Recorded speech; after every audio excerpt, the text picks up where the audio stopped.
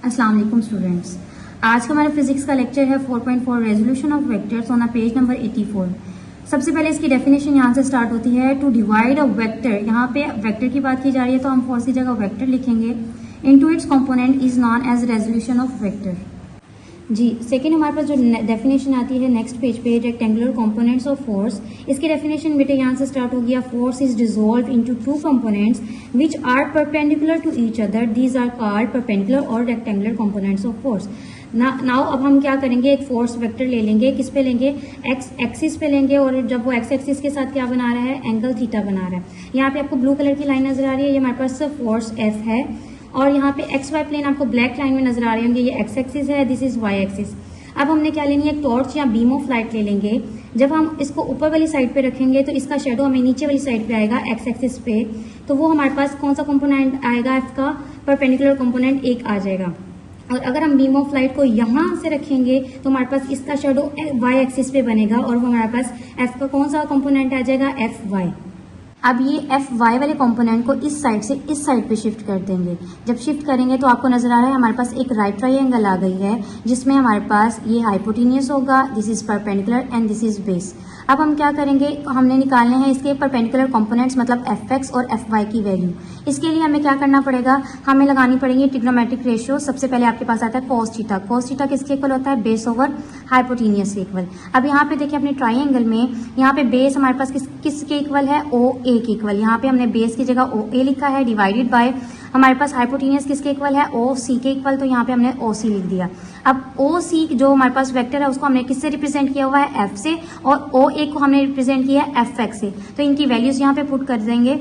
अब यहाँ पे हमें सिर्फ एफ एक्स की वैल्यू निकालनी है और एफ यहाँ पे क्या हो रहा है, डिवाइड यहाँ पे डिवाइड हो रहा है तो उस साइड पे जाके क्या हो जाएगा, मल्टीप्लाई। एफ वहाँ पे कोस थीटा के साथ मल्टीप्लाई होगा तो हमारे पास एफ एक्स की वैल्यू बन जाएगी एफ कोस थीटा। सेम अब हमने एफ वाई की वैल्यू निकालनी है तो हम कौन सी ट्रिग्नोमेट्रिक रेशियो यूज करेंगे, साइन थीटा। साइन थीटा किसके इक्वल होता है, परपेंडिकुलर ऑफ हाइपोटेन्यूस। यहाँ पे देखिएगा हमारे पास परपेंडिकुलर किसके इक्वल है, AC के, और हाइपोटेन्यूस इसके इक्वल है OC के। यहाँ पे हमने सेम वैसे वैल्यूज पुट कर दी जैसे पहले की थी। और अब हमने AC को किससे डिनोट किया हुआ है, FY से, और OC को रिप्रेजेंट किया हुआ है F से।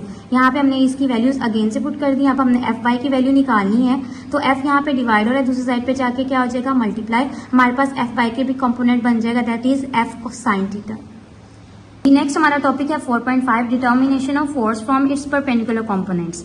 ये पहले वाले जो 4.4 अभी हमने पढ़ा है टॉपिक, उससे बिल्कुल ऑपोजिट है। यहाँ पे आपको परपेंडिकुलर कंपोनेंट्स दिए जाएंगे, एफ एक्स और एफ वाई दिया जाएगा और आपने क्या निकालना है, एफ निकालना है। अब जब हम फोर्स देखते हैं तो force is a vector quantity. Vector quantities आपको पता है, वेक्टर क्वांटिटीज का मैग्नीट्यूड भी होता है और इसकी डायरेक्शन भी होती है। तो हमने इसमें मैग्नीट्यूड भी फाइंड करना है और डायरेक्शन भी फाइंड करनी है। मैग्नीट्यूड निकालने के लिए आपने पाइथागोरस थ्योरम लगाना है। पाइथागोरस थ्योरम क्या होता है, हाइपोटेन्यूस का square is equal to base का स्क्वायर प्लस परपेंडिकुलर का स्क्वायर। यहाँ पे देखिएगा मैंने यहाँ पे बना दी है डायग्राम। यहाँ पे देखिए हमारे पास हाइपोटेन्यूस किसके इक्वल है, OC। तो हमारे पास OC का स्क्वायर आ जाएगा। बेस किसके इक्वल है, OA का स्क्वायर आ जाएगा। और परपेंडिकुलर किसके इक्वल है, AC। तो AC का स्क्वायर आ जाएगा। अब इनकी हम नोटेशंस लिखेंगे। सबसे पहले OC की नोटेशन लिखेंगे, हमारे पास F है, इस साइड पे F स्क्वायर आ जाएगा। और OA को रिप्रेजेंट किया है FX से और AC को रिप्रेजेंट किया है FY से। तो यहाँ पे उनकी नोटेशंस लिखने के बाद देखिएगा हमने सिर्फ F फाइंड करना है, F के ऊपर स्क्वायर नहीं चाहिए हमें। तो हम दोनों साइड पे क्या ले लेंगे, स्क्वायर रूट। यहाँ पे स्क्वायर कैंसिल हो जाएगा और हमारे पास ये बन जाएगा, F का मैग्नीट्यूड आ जाएगा। नेक्स्ट हमने फाइंड करना है इसका एंगल। एंगल या डायरेक्शन सेम चीज है। अब एंगल निकालने के लिए आपने क्या करना है, थर्ड ट्रिग्नोमेट्रिक रेशियो यूज करनी है, दैट इज टेन थीटा। अब टेन थीटा का क्या फॉर्मूला है, परपेंडिकुलर ओवर बेस। यहाँ पे परपेंडिकुलर आपको डायरेक्ट पता है, परपेंडिकुलर हमारे पास एफ एक्स के एफ वाई के इक्वल है और हमारे पास बेस किसके इक्वल है, एफ एक्स के।